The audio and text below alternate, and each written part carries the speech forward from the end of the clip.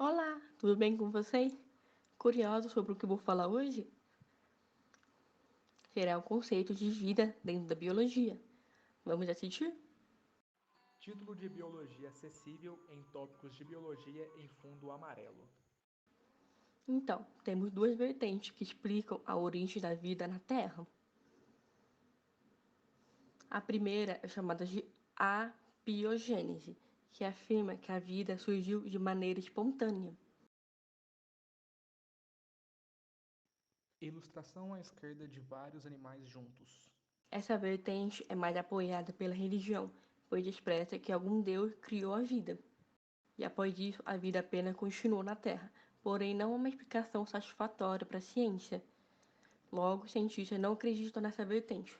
A ciência acredita em outra vertente, biogênese. Eles afirmam que toda a vida que existe veio de uma anterior. Jamais que a vida surgirá de forma espontânea. Dentro da biogênese, temos duas teorias que tentam explicar a origem da vida na Terra. A mais aceita é a teoria de Oparin e Haldane. Segundo os autores, no começo da formação da Terra, pipocavam vulcões, tinha alta temperatura de vapor. Ilustração à esquerda de vulcões ativos e meteoros caindo. Quais elementos químicos tinham nesse momento? Amônia, metano, carbono e vapor d'água. Esses componentes, junto à descargas elétricas, surgiram as primeiras moléculas orgânicas. Essas moléculas seriam os aminoácidos. Seu sinal pode ser feito das seguintes maneiras. Ilustração à esquerda da estrutura química de um aminoácido. Com ela surgiu um primeiro indício de DNA. Lembram do DNA? Eles estão presentes em todas as células. Ilustração do DNA à esquerda. Um aminoácido começou a se ligar em outros aminoácidos, formando as primeiras proteínas. E as proteínas começaram a ligar entre si, formando o coacervando. Fotografia em microscópio de coacervados à esquerda. E novamente eles irão se unir entre si, surgindo os primeiros organismos primitivos. Bem legal isso, né? E a segunda teoria da biogênese, qual seria? É a teoria da panspermia. Ilustração à esquerda de um meteoro caindo na Terra. Ela afirma que é possível que algumas formas de vida tenham vindo do espaço, dentro das estrelas. Como poderia ter chegado aqui? Por meio de meteoros. E esses meteoros poderiam ter algumas moléculas orgânicas que, caindo na Terra, começaram a se desenvolver.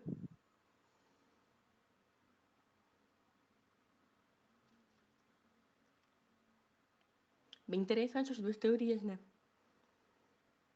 Agora eu tenho uma pergunta para vocês. O que seria vida? Então, no contexto atual, a filosofia afirma que é uma forma de vitalidade ou espírito, que cada indivíduo teria um começo e um fim, a morte. E na biologia, como se explica isso?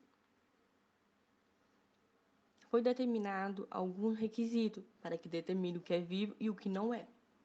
No total, são 7 requisitos. O primeiro seria a organização, como por exemplo as células. Elas são a menor unidade, que ao se unir às outras, formam só com coração, estômago e olhos, e assim vão compondo em parte um ser humano ou outro organismo. É comum dizer que toda a vida precisa ser constituída de células. Agora vamos para o segundo requisito, que seria o metabolismo, que seria a produção de energia metabólica, como respirar, comer e suar. O terceiro item é homeostase, que seria o controle da temperatura interna. O quarto item seria o crescimento, enquanto o quinto é a capacidade de se reproduzir. A reprodução pode acontecer de forma sexuada ou assexuada, dependendo de cada organismo.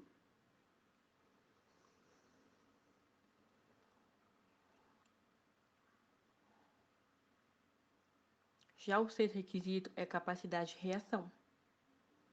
Por exemplo, se um animal vier te atacar, você irá reagir. Se encostar em algo quente, você irá reagir. E por último, o sétimo requisito é a possibilidade de evoluir. Agora vamos para um exercício de raciocínio. Qual dentre esses dois organismos é considerado vivo dentro das regras atuais?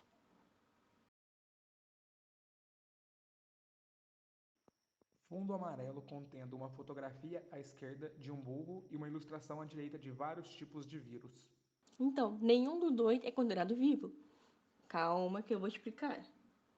Qual o primeiro requisito para ser vivo? Ter organização celular, e o burro tem. O segundo requisito é o metabolismo, que ele também tem. O terceiro é a homeostase, mais uma para conta. O quarto é o crescimento, e o burro também cresce. O quinto é a reprodução. Mas vem cá, o burro pode reproduzir? O burro é uma espécie híbrida entre uma égua e um jumento. Por causa disso, ele é um animal estéril.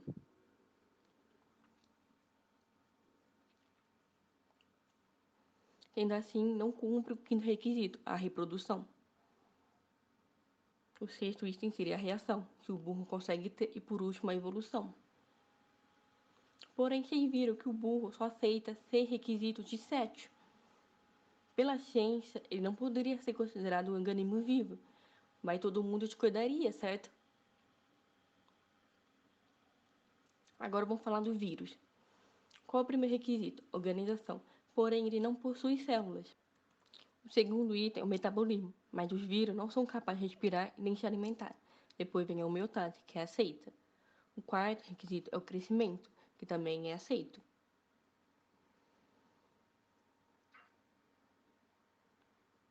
O quinto item é a reprodução, mas os vírus não conseguem se reproduzirem usando outra célula, sendo um parasita dela. O sexto requisito é a reação, enquanto o último é a evolução. O vírus possui ambos. Vimos que então o vírus não cumpre 3 requisitos de 7, por isso ele não poderia ser considerado vivo. Perceberam que, se determinamos o que é vida por meio de 7 requisitos, limitamos a possibilidade do que poderia ser vivo. Curioso isso, né?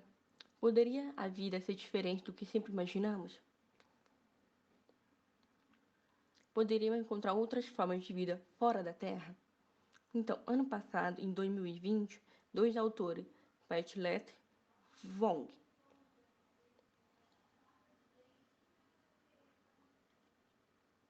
propuseram uma nova maneira de determinar o que pudesse ser vivo ou não. O termo é nomeado de vida, com Y. Segundo ele, o conceito atual de vida apresenta falha, devido aos 7 requisitos determinados. Sua proposta de vida apresenta apenas 4 requisitos. O primeiro seria a dissipação, que consiste no aproveitamento de energia. Encontramos o uso de energia metabólica nesse item. O segundo requisito é autocatálise, que seria o crescimento e a expansão. O terceiro item é homeostase. Lembram dela? Seria o controle da temperatura interna. E o quarto e último é a capacidade de aprendizado, coletando informações internas e externas.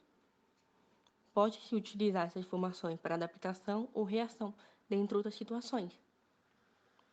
Pode ser que esse novo conceito de vida seja melhor para agregar outras formas de existência,